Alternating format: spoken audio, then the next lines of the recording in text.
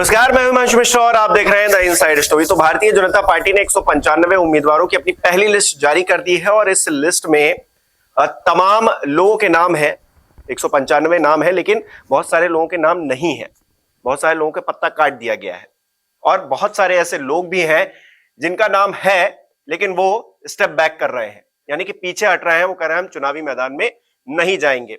ऐसे ही एक नेता है पवन सिंह, हालांकि वो नेता नहीं है, वो एक्टर है। उन्होंने पहली बार भारतीय जनता पार्टी ने टिकट दिया था, आसनसोल से कहा था कि आप चुनाव लड़िए, लेकिन उन्होंने मना कर दिया। अब वो नड्डा जी से मुलाकात करने के लिए दिल्ली पहुंच गए। उसके बाद उन्होंने कहा कि हाँ, जो कुछ हो रहा है वो सब कुछ अच्छा हो रहा है और अच्छा होगा। तो कुल मिलाकर जो परिस्थितियां देखी जा रही हैं कि कुछ नेता असहज महसूस कर रहे हैं इस पहली लिस्ट आने के बाद। अब ऐसे में जो दूसरी लिस्ट आ रही है उसको लेकर दिलों की धड़कनें बहुत सारे नेताओं की बढ़ी हुई हैं।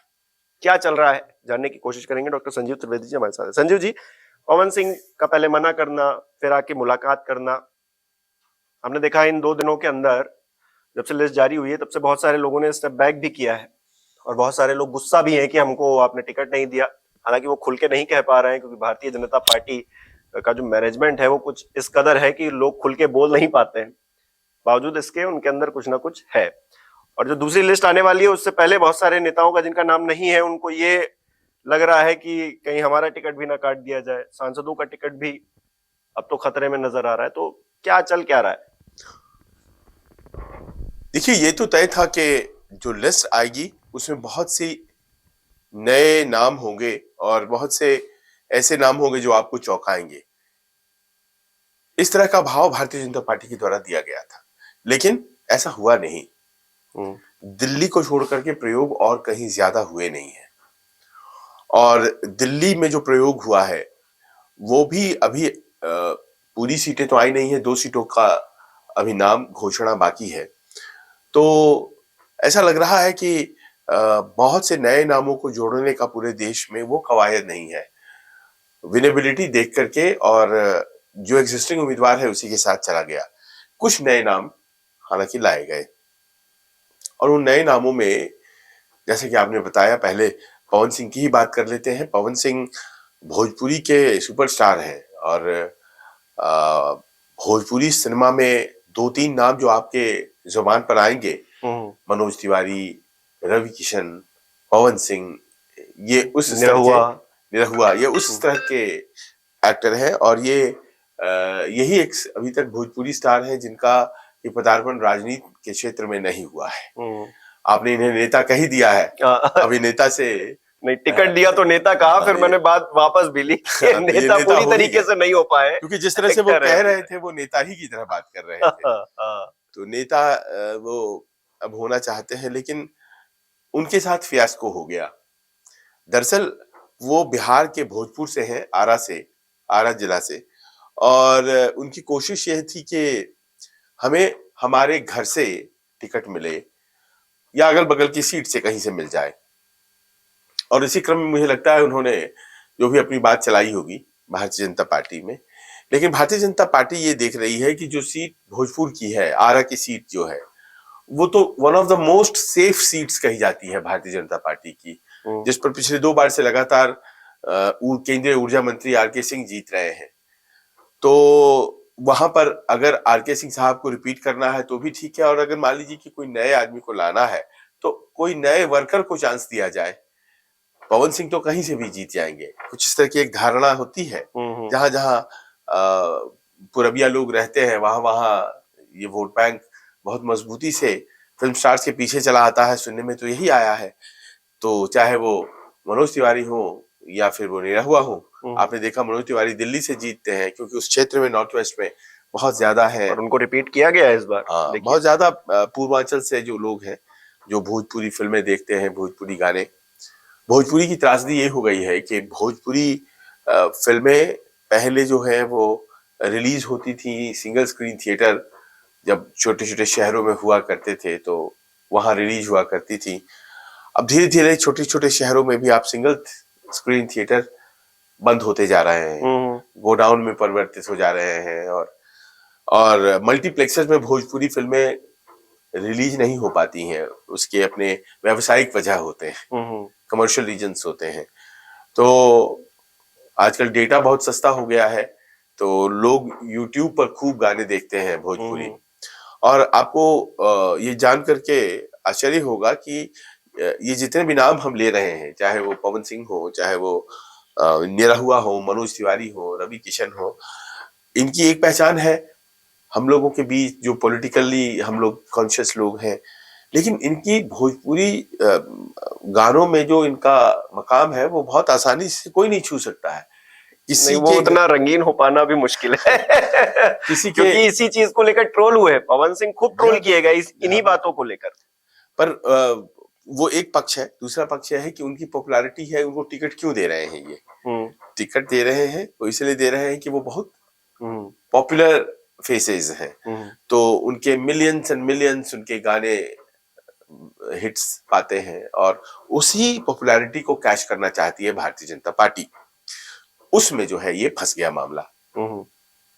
उसमें ये ऐसा हो गया कि भोजपुरी को लेकर के हाल के दिनों में भोजपुरी फिल्मों में जिस तरह से अश्लीलता परोसी जा रही है, इसको लेकर बहुत बहस चल रही है कि भोजपुरी कोई ऐसी भाषा थोड़ी ना है जो कि केवल शादी ब्याह, ननद भौजाई, इसी तरह की बातें होती हैं। तो उसमें साहित्य भी लिखा गया है। नहीं, आप YouTube पे जाइए, भोजपुरी का बहुत अच्छा कंटेंट भी है।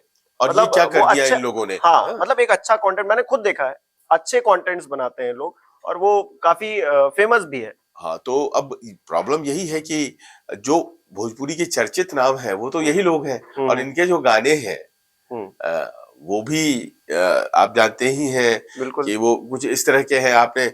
मैं वो कवर कर रहा था, आम आदमी पार्टी का जीत रजिस्टर हुआ था पिछले विधानसभा चुनाव में, और आम आदमी पार्टी के कार्यालय में जो गीत बज रहा था, जिस पर डांस कर रहे थे आम आदमी पार्टी, मनोज तिवारी के गीत का रिंकिया के पापा, हाँ। उस पर तो एक मजाक सा बन जाता है, क्योंकि ये अपने ऑडियंस को केटर करने के लिए जिस तरह के बनाते हैं गाने, उन गानों को सार्वजनिक तरीके से अगर इनके राजनेता वाली छवि से जोड़े तो बड़ा हास्यास्पद और फूहर लगने लगता है। वो उनका कमर्शियल इंटरेस्ट होता है।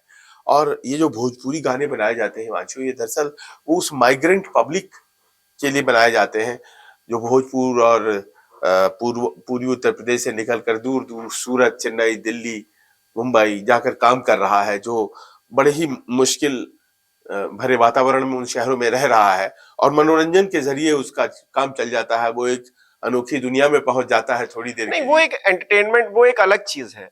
और फिर व्यक्तिगत तौर पर इंसान कैसा है, क्योंकि अब इंडस्ट्री में अब देखिए बहुत सारी, कहना तो नहीं चाहिए, बहुत सारी पॉर्न स्टार्स जो बाहर की हैं वो भी इंडस्ट्री में आ गई हैं, पिक्चरें कर रही हैं, गाने कर रही हैं, तो उनको हम किस तरह से देखें? मतलब सवाल है, क्योंकि भोजपुरी पे जब इस तरह से सवाल उठ रहा है तो फिर उन पे भी सवाल उठना ही चाहिए। हाँ, पर अब दिक्कत ये उठती है कि आप उनकी उस पॉपुलैरिटी को पॉलिटिकली कैश करना चाहते हैं। हाँ, हम लोगों ने ये इसीलिए यहाँ पे डिस्कस किया कि उनका एक वर्ग का वो गलत सही वाला बहस चल रहा है, और जिस तरह के गाने बनते हैं उसको अप्रूव नहीं किया जा सकता है। सिंपल सी बात है कि जिस तरह का गाना बनाया जाता है सभ्य समाज में, वो गाना नहीं चल सकता है। उनके उस छवि को आप पॉलिटिकली कैश करना चाहते हैं तो ये भारतीय लोकतंत्र की जरूरत नहीं है। एक चीज और भी, की जरूरत ये है क्या? यहाँ पे एक चीज और ये कहनी जरूरी है कि जो लोग भी उस पॉपुलैरिटी से जीत कर आ रहे हैं, संसद पहुंच रहे हैं, उनका क्या योगदान है संसद को लेकर? शत्रुघ्न सिन्हा हो, सनी देओल हो, पता चला कि इन लोगों ने एक क्वेश्चन तक नहीं पूछा, 5 साल का कार्यकाल निकल गया, तो अपने क्षेत्र को लेकर इनका क्या योगदान रहा? सवाल खड़े होते हैं। नहीं, और भी लोग हैं जैसे सुनील दत्त हुए, उन्होंने बहुत संजीदगी से काम किया। राज बब्बर थे, उन्होंने खूब सवाल करते थे और बहुत पॉलिटिकली एक्टिव और सक्रिय थे। उनको राजनीतिक तौर पर पद भी मिले उत्तर प्रदेश में। भारत के केंद्रीय मंत्री रहे शत्रुघ्न सिन्हा, हालांकि आजकल स्वास्थ्य कारणों से उतने मुझे सक्रिय दिखाई नहीं पड़ते, हालांकि लड़ेंगे चुनाव इस बार भी वो, लेकिन इनकी पॉलिटिकल अंडरस्टैंडिंग बहुत अच्छी है। नहीं, मैं ये नहीं कह रहा हूँ जितने एक्टर्स या अलग फील्ड से लोग आ रहे हैं राजनीति में वो खराब है। मैं कह रहा हूँ कि कुछ लोग अपना जो इंटरेस्ट, जो उनको करना चाहिए, असल में जिस चीज की जिम्मेदारी उनके ऊपर, आप संसद में बैठते हैं, संसद में लिमिटेड लोग बैठते हैं, अपने क्षेत्र के लिए, आप अपने क्षेत्र के लिए कुछ आवाज उठाएं, वहां के लोगों के लिए कुछ करें, इसलिए बैठते हैं। इसलिए नहीं कि आप पॉपुलैरिटी नहीं, तो आपकी है, आप जीत जाए और वहां पहुंच नहीं, जाए। उसमें आप दोष नहीं दे सकते, ये लोग सक्रिय रहते हैं। देखिए जो जीत है, जैसे मनोज तिवारी हैं, हम्म, मनोज तिवारी सक्रिय रहते हैं, हम्म, शायद इसीलिए उनको दोबारा से चुना हम्म, गया है। हम्म, निरहुआ को दोबारा से चुना गया है। हम्म, निरहुआ बीच में जीत करके आए बाई इलेक्शन में, हम्म, तो वो लोग सक्रिय लोग हैं और इनके पास पैसे भी होते हैं, फंड जुगाड़ने का इनके पास तकनीक भी होता है, हम्म, ये अच्छा काम करते हैं, इसमें दो मत नहीं है। लेकिन आप उनको उनकी पॉपुलैरिटी के लिए जब इस्तेमाल करते हैं बेजा, तो पवन सिंह जैसी घटना हो जाती है। हम्म, अब पवन सिंह ने बंगाल की महिलाओं से जुड़ा कोई गीत गाया मान लीजिए, और जैसे ही हुआ विरोधियों ने वही गीत को पॉपुलर कर दिया, वही वायरल होने लग गया और अंत में उनको वापस अपनी उम्मीदवारी लेनी पड़ी। तो आज जब उन्होंने मुलाकात की नड्डा जी से, तो जाहिर है कि अपने आप को उन्होंने असहज पाया होगा इस स्थिति में, क्योंकि सामने एक बहुत ही पॉपुलर स्टार बिहारी बाबू शत्रुघ्न सिन्हा है और आसनसोल का जो हिसाब किताब है उसमें बिहारी बहुत रहते हैं, बहुत ही सटा हुआ इलाका है बिहार और झारखंड किससे, और धनबाद से आप मान लीजिए वो 30-35 किलोमीटर का फासला है, तो झारखंड से बहुत ही जुड़ा हुआ। और जब झारखंड और बिहार, मतलब बिहार और झारखंड एक ही थे, तो एकदम बगल का इलाका, तो बहुत ज्यादा बिहारी पॉपुलेशन वहां पर रहता है। तो सामने सामना टक्कर होता पहले तो फिल्म वाले एक दूसरे से भिड़ने में कतराते हैं, ये मैंने देखा है, सीनियर जूनियर का लिहाज करता है और वो टकराता नहीं चाहता है। दूसरी बात ये हो जाती है कि वहां पर एक टीएमसी का वेल ऑयल्ड मशीनरी है जो चुनाव लड़ता है, तो वहां पर केवल शत्रुघ्न सिन्हा की पॉपुलैरिटी ही नहीं, उस राज्य में सरकार है टीएमसी की, और वहां पर आप पवन सिंह जो कि अभी तक अनजान है राजनीति से, उनको आपने डाल दिया। उनका एक इंटरव्यू बड़ा वायरल हो रहा है कि विकास के लिए क्या करेंगे, तो वो बड़ा अजीब से रिएक्ट करते हैं, यानी कि उनको राजनीति में क्या, क्योंकि राजनीति के लिए आपको बहुत ज्यादा एक लेवल स्टेप ऊपर होना पड़ता है, तो वो उनके अंदर फिलहाल के लिए नजर नहीं आता। हालांकि आने वाले दिनों में लोग और कुछ व्यक्तिगत समस्याओं से भी वो जूझ रहे हैं। उनकी पहली शादी हुई तो हाँ, पत्नी ने आत्महत्या कर ली, काफी कंट्रोवर्सी दूसरी शादी के बाद उनको बहुत बड़ा बुरा उनका दौर गुजरा और अभी उन्होंने डिवोर्स फाइल किया हुआ है। एक फिल्मी तारिका है भोजपुरी की, उनके साथ उनका एक रनिंग फ्यूड है, लड़ाई है। तो इस तरह से वो पर्सनल लाइफ में भी he is not an example, वो कोई मॉडल एग्जाम्पल नहीं है कि उनको सामने रख करके वोट लिया जाए। लिहाजा आज उन्होंने मुलाकात की, उन्होंने सॉरी बोला और ऐसा लग रहा है कि इस बार उनको लड़ाया नहीं जाएगा, लेकिन उनसे प्रचार जरूर कराया जाएगा। वो भारतीय जनता पार्टी के फोल्ड में आ चुके हैं। अगर मान लीजिए आरके सिंह की जगह किसी और को लाया जाता है, तो वो क्योंकि वो सेफ सीट है, तो सेफ सीट में भारतीय जनता पार्टी वर्कर्स को डालती है जो बहुत पॉपुलर नहीं होते हैं, लेकिन जिनके मेहनत का उनको लाभार्थ होना चाहिए, तो वैसे आदमियों को लड़ाओ तुम वहां पे, ताकि वो जीत करके संसद पहुंचे। पवन सिंह दूसरी जगहों से भी लड़ सकते हैं, लेकिन अब दूसरी जगह कौन हो सकती है बिहार में? तो एक तो ये है कंडीशन, और दूसरा लेकिन उनका उम्मीदवारी जो है ना, वो तो शुरुआत में ही कह सकते हैं कि वो जो चक्का जो है चलने के पहले ही फंस गया। और कई लोगों का चक्का चल रहा है, वो भी रुक जाना है, क्योंकि दूसरी लिस्ट का हमने जिक्र किया, तो दूसरी लिस्ट अभी आनी, अब देखिए कब आती है। उम्मीद है कि इस हफ्ते उस पर विचार होगा, 6 तारीख को बैठक होनी है। लेकिन दिलों की धड़कनें बढ़ी हुई हैं बहुत सारे लोगों की। वो बृजभूषण सिंह हो सकते हैं, वो मेनका गांधी हो सकती हैं, वो वरुण गांधी हो सकते हैं। ये लोग तो मतलब वरुण गांधी को तो मतलब अपनी सरकार के खिलाफ बोलना, मतलब वो तो उनका तो अलग ही कैरेक्टर है। तो तमाम ऐसे नेता हैं जो उस लिस्ट में है, उनकी धड़कनें बढ़ी हुई हैं कि उनका पत्ता ना कट जाए। ये भी दूसरी लिस्ट आए उससे पहले, जो पहली आई है उसके हाल देखकर दूसरी लिस्ट आने से पहले जो स्थिति बनी हुई है, बहुत सारे लोग जो है घबरा रहे हैं। देखिए पहली लिस्ट का अनुभव भारतीय जनता पार्टी के लिए बहुत अच्छा नहीं रहा। 195 लोगों की लिस्ट आई, 195 में आप देखिए कि पवन सिंह का नाम था, उन्होंने विड्रॉ कर लिया। उसके अलावा एक स्कैंडल था उपेंद्र रावत ने बाराबंकी से, वो उन्होंने विड्रॉ कर लिया। लड़ते भी तो पता नहीं क्या उदाहरण पेश करते वो, तो वो वीडियो वायरल, हाँ, तो वो उन्होंने विड्रॉ कर लिया। अभी एक नई लिस्ट आती, उसके पहले मेहसाणा से अपनी उम्मीदवारी जता चुके नितिन पटेल, पूर्व उप मुख्यमंत्री गुजरात, उन्होंने विड्रॉ कर लिया। गौतम गंभीर ने शाम में लिस्ट आई, सुबह में कह दिया कि हमें नहीं लड़ना। वो श्योर शॉट उनको टिकट मिलने जा रही थी, तो इस कारण से, क्योंकि उन्हीं का क्षेत्र था जहां सारे पार्षद के सीटें जीती थी भारतीय जनता पार्टी ने, बाकी जगहों पर हार गई थी और आम आदमी पार्टी ने हरा करके दिल्ली निगम पार्षद पर कब्जा कर लिया है, लेकिन उनके इलाके में जीत हुई थी तो उनको टिकट दिया जाना था। उनके इलाके में और मनोज तिवारी के इलाके में जीत हुई थी, तो इन दोनों के टिकट फाइनल माने जा रहे थे, लेकिन उन्होंने खुद को अलग कर लिया। जयंत सिन्हा जो कि फाइनेंस मिनिस्टर रहे, MOS, minister of state for finance, उन्होंने अपने आप को अलग कर लिया। हर्षवर्धन का टिकट कटा, उन्होंने अपने आप को अलग कर लिया। तो एक लंबी फेहरिस्त बनती जा रही है कि जो लोग टिकट के पहले या संभावितों में थे, उन सबों ने अपने आप को दूर कर लिया। भारतीय जनता पार्टी की टिकट से आज की तारीख में कोई दूर करे अपने आप को, या भारतीय जनता पार्टी से कोई दूर करे, ये बहुत लोग नहीं सोच पा रहे हैं, क्योंकि बहुत से लोग तो आना चाह रहे हैं भारतीय जनता पार्टी में, तो बहुत ज्यादा दुरुस्त अनुभव नहीं रहा।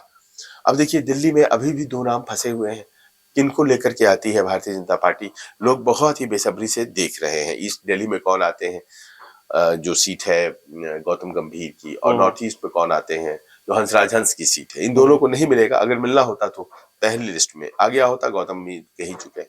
चलिए उत्तर प्रदेश।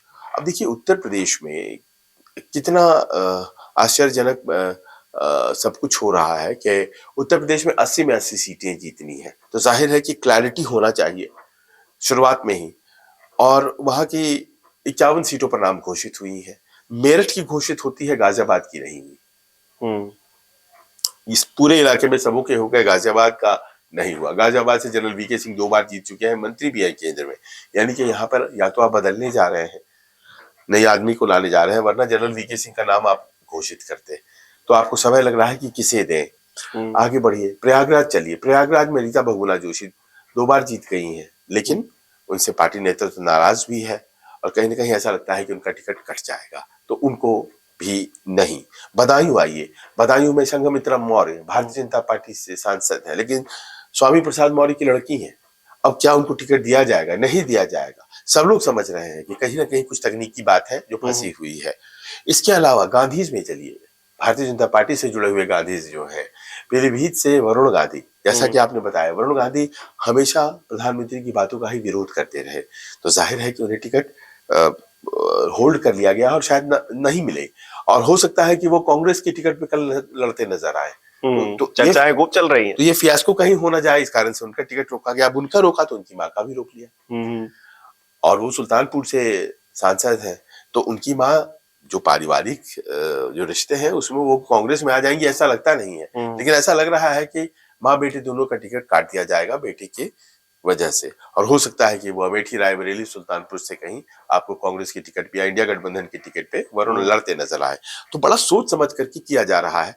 अब मान लीजिए कि कैसरगंज, हम लोगों ने पहले बात की है, बृजभूषण शरण सिंह का क्षेत्र है, पर केवल कैसरगंज नहीं है, वो आसपास कई क्षेत्रों को वो प्रभावित करते हैं। बिल्कुल। वो बाराबंकी को भी प्रभावित करते हैं, वो फैजाबाद को भी प्रभावित करते हैं, अम्बेडकर नगर को भी प्रभावित करते हैं। तो ऐसे में अगर आप गोंडा को भी प्रभावित करते, तो ऐसे में अगर आप कैसरगंज से उनका टिकट काट लेते हैं तो बड़ा नुकसान होगा। लेकिन पहली लिस्ट में नहीं ला करके आपने ये कह दिया है कि 2 माइंड्स में है। 2 माइंड्स में है। अब 2 माइंड्स में आप क्यों है? लोग पूछ रहे हैं उनके समर्थक की अजय मिश्र टेनी को तो आपने दे दिया, और आप बृजभूषण का काट लेंगे। तो बहुत ही ज्यादा खींचतान मचा हुआ है अंदर इस बात को लेकर के, क्योंकि उनका प्रभाव क्षेत्र है, लोग उनकी बात सुनते हैं। कहीं कॉम्प्रोमाइज फॉर्मूला कुछ लेके आ गया, बेटे को दे दो किसी तरह से, वो खुद अपनी टिकट मांगने के लिए तैयार है, और वो पार्टी भी बदल सकते हैं। लेकिन भारतीय जनता पार्टी बृजभूषण शरण सिंह को टिकट ना दे ऐसा लगता नहीं है, क्योंकि अब तक क्योंकि घटनाक्रम काफी पुराना हो चला है, और जो घटनाक्रम में भारतीय जनता पार्टी का स्टैंड रहा है वो कहीं ना कहीं बृजभूषण के साथ में ही नजर आए हैं वो। तो ऐसे में मुझे नहीं लगता कि उन्हें टिकट दिया। अब हो सकता है कुछ विपक्ष इसका माहौल ना बनाना शुरू कर दे, या फिर तमाम चीजें। उनका नाम तो जब भी आएगा तब भी माहौल बनेगा, बनना ही है, और इसीलिए कैसरगंज को रोक करके रखा गया है। और इसके अलावा देखिए आप महाराष्ट्र और बिहार, यहाँ सहयोगियों के साथ अभी तक फाइनल हो जाना था मामला, ताकि घोषणाएं की जा सके। बिहार से एक भी सीट और महाराष्ट्र से एक भी सीट की घोषणा अभी तक नहीं हुई है। पवन सिंह बाद में हो सकता है बिहार की किसी सीट से आपको लड़ते नजर आए, या फिर प्रचार करते नजर आए, लेकिन या उत्तर प्रदेश के पूर्वांचल में से भी किसी सीट से आ सकते हैं, वो भी उनका प्रभाव क्षेत्र रहेगा, उनके गाने देखे जाते हैं उन इलाकों में भी, लेकिन वो सारी सीटें फुल है, आप जानते हैं। बिहार में गठबंधन में कोई दिक्कत है क्या? अब तो नीतीश जी ने खुलेआम सरेआम कह दिया है, प्रधानमंत्री भी खिलखिलाकर हंस रहे थे मंच पर कि हम अब आपके साथ ही रहेंगे, पिछली बार आप आए तो हम गायब हो गए थे, तो अब कोई कंफ्यूजन है क्या? दिक्कतें अगर नहीं है तो फिर घोषित हो जाती ना सीटें। दिक्कतें हैं, देखिए ऐसा है कि उनके आगमन के बाद, नीतीश जी के आगमन के बाद वो 16 सीटों का डिमांड आ जाता है, क्योंकि उनके 16 सांसद हैं और किसी हाल में उनको 16 सीट नहीं देगी भारतीय जनता पार्टी। अच्छा, उनको 16 सीटें नहीं मिलने जा रही हैं, लेकिन उनकी सीटें अगर कम करेंगे तो क्या वो चिराग पासवान की सीटें भी कम करेंगे? क्या वो उपेंद्र कुशवाहा को सीटें देंगे या नहीं देंगे, या जीतन राम मांझी को देंगे या नहीं देंगे? देखिए उपेंद्र कुशवाहा की तो पार्टी ही अब अभी अनरिकॉग्नाइज्ड है। राष्ट्रीय लोक मोर्चा ऐसे करके कुछ उन्होंने उनकी पार्टी तो खत्म हो गई, रालोसपा उन्होंने मर्ज कर दी थी, नई पार्टी बनाई, उसे सिंबल नहीं मिला है, तो संभवतः उसको बीजेपी के ही सिंबल पर उनको लड़ाया जाएगा। लेकिन पशुपति पारस केंद्रीय मंत्री और चिराग पासवान का जो फ्यूड है वो भी अभी तक सॉल्व नहीं हुआ है, क्या उनको टिकट दिया जाएगा? देखिए चिराग पासवान को ये छोड़ नहीं सकते भारतीय जनता पार्टी के लोग। अमूमन कैलकुलेशन है उनकी जाति का 6% वोट और चिराग की पर्सनल अपील यूथ और अपर कास्ट में जो है वो मिला के करीब 10% के आसपास वोट एक व्यक्ति के साथ है, ऐसा मानकर चला जाता है बिहार में। चिराग पासवान को गुड ह्यूमर में रखना और उनके साथ संबंध बनाए रखना, लेकिन उनकी अपनी डिमांड है कि भाई हाजीपुर तो हमें चाहिए ही चाहिए और हमारी जो सीटें पिछली दफा थी वो सारी हमें चाहिए। तो अगर आप 16 नीतीश जी मांगेंगे, 6 चिराग पासवान मांगेंगे तो बचेंगी क्या फिर? और अनकंफर्टेबल तो दोनों है एक दूसरे के साथ, ये भी बात तो है। तो बहुत साधना वही महाराष्ट्र में हो रहा है। महाराष्ट्र में मुख्यमंत्री है वो कहते हैं 18 सीटों पर हम लड़ेंगे, शिंदे साहब कह रहे हैं, और भारतीय जनता पार्टी उन्हें 8 सीट देना चाहती है। वो कहती है कि कोई ठीक नहीं है शिवसेना वालों का, भाग जाते हैं। उद्धव भाग गए थे, तो नीतीश जी भाग गए थे, और अब तो एक और एनसीपी वाले वाले हैं, वो भी कहते हैं कि हमें चाचा जितने लड़ते थे उतनी सीटें चाहिए। तो ऐसा लगता है कि जैसा कि आपने कहा, दूसरी लिस्ट से पहले बहुत कुछ मतलब सॉल्व करना है और इसी कारण से ये थोड़ा समय लिया जा रहा है। 300 सीटों पर बात हुई थी, 195 की घोषणा हुई, 2 बाद में जयंत चौधरी ने कर दी, 197 हुई, तो अभी 103 ये वाली सीटें भी नहीं घोषित हुई हैं। और इसके अलावा अभी पूरा दक्षिण बचा हुआ है, अभी पूरा बंगाल में कई सीटें बची हुई हैं, बिहार और महाराष्ट्र पूरा बचा हुआ है, और उत्तर प्रदेश की क्रूशियल 29 सीटें वो सब। जयंत चौधरी अभी बात करना जरूरी है क्योंकि अभी हाल ही में उन्होंने 2 सीटों पर अपने उम्मीदवार घोषित कर दिए। अब 7 सीटें मिल रही थी इंडिया गठबंधन में, 2 सीटों पर बात बनी है, अब घोषित कर दिया है, मतलब बातचीत हो ही गई होगी। क्या ऐसी क्या मजबूरी कि अब 5 सीटों का कॉम्प्रोमाइज करके भारतीय जनता पार्टी के साथ अपनी छवि को और वो करना? नहीं, 2 सीटें ही नहीं मिली, एक एमएलसी भी मिला। हाँ, एक एमएलसी मान लीजिए, एक एमएलसी भी मिला और मंत्री पद भी मिलेगा। उनके लिए ठीक है डील। देखिए वो 2014 लड़ लिए, 10, 12, 15 जितना भी लड़ ले, 0। 2019 भी लड़ लिए, 10, 12, 15 जितने भी लड़ लो आप, 0। अखिलेश यादव के दम पर विधायक उनके पास 9 थे, वो भी अखिलेश यादव के ही दम पे जीते थे, और उन्हीं विधायकों को इस्तेमाल करके उनको राज्यसभा अखिलेश यादव ने पहुंचाया, अपने विधायक जोड़ करके। उन्हीं 9 विधायकों को उन्होंने अखिलेश के खिलाफ वोट करा दिया। तो अब तो वो ऐसी स्थिति में आ गए थे कि जो देता भारतीय जनता पार्टी उनको वो स्वीकार करना था, वही उन्होंने किया। उनको लग रहा है कि अगर हम सत्ता से दूर हो गए, देखिए मैं समझ सकता हूँ, छोटी पार्टियों की त्रासदी होती है कि अगर वो सत्ता से बहुत ज्यादा दिन दूर हो जाते हैं तो पार्टी टूटने का खतरा हो जाता है। तो पार्टी को जोड़े रखने का एक ही तरीका है कि जो एडहेसिव होता है वो पार होता है, और पावर में अपने आप को आना है, तो लाना है। तो पावर में वो आ गए हैं, भले ही 2 सीट पर आप उनको समेटा हुआ मान ले, उनके अंदर इस बात की बड़ी खुशी है कि मैं तो मंत्री हो जाऊंगा, मैं राज्यसभा में हूँ, ये 2 हमारे जीत के आ जाएंगे। उन्होंने एक तरह से सत्यपाल सिंह की तो काट ही दी टिकट ना, बागपत से सत्यपाल सिंह थे, तो सत्यपाल सिंह का करियर खत्म हो गया। भारतीय जनता पार्टी के वो पूर्व Mumbai police commissioner, Bharatiya Janata party के 2 बार के सांसद, केंद्र में मंत्री भी रहे सत्यपाल सिंह, वो उनका कट गया और बिजनौर से एक टिकट उनको दे दी है। तो उन्हें तो बहुत अच्छा विन विन सिचुएशन लग रहा है ना। अब ये इस तरह से सॉल्व किया है भारतीय जनता पार्टी ने, जैसे छोटे प्लेयर, लेकिन अभी भी अब देखिए राजभर और निषाद अभी भी कह रहे हैं हमको 2-2 सीटें चाहिए, एक पर बात हो रही है, और बहुत सारी सीटें जो पहले से डिमांड कर रहे थे, अपनी दावेदारी कर रहे थे कि इनमें से 2 दे दीजिए, उन्हें बहुत सारी सीटों पर उम्मीदवार घोषित कर दिए गए, तो जितनी बची हुई है उसको लेकर भी घमासान नहीं किए हैं, अभी उनके बाकी है। अब जैसे मान लीजिए संत कबीर नगर है, उस पर लड़ाएंगे वो संजय निषाद के लड़के को, ओम प्रकाश राजभर की घोषित सीट बनती है, वो उस पर नहीं उन्होंने घोषित किया है अभी। तो इस तरह से एक एक दो दो सीट, मिर्जापुर और रॉबर्ट्सगंज, ये दोनों सीटें घोषित नहीं की हैं क्योंकि ये अनुप्रिया पटेल को जानी है। ये लोग ज्यादा मांग रहे हैं। हाँ, वही वही वही। और वो शायद भारतीय जनता पार्टी नहीं देगी। देखिए भारतीय जनता पार्टी क्या खेल करती है। फिलहाल पहली लिस्ट आ गई है, दूसरी लिस्ट आनी बाकी है। अब देखिए बीच में ये जो समय है ना बीच का, ये काफी संशय वाला है, ये बड़ा ही टेंस्ड है। अब देखिए आगे क्या होता है, और दूसरी लिस्ट का हम भी इंतजार कर रहे हैं। उसमें देखिए कितने लोगों के टिकट कटते हैं या फिर कौन से लोग आगे बढ़ते हैं। ये वीडियो कैसा लगा हमें बताइए। बहुत बहुत शुक्रिया।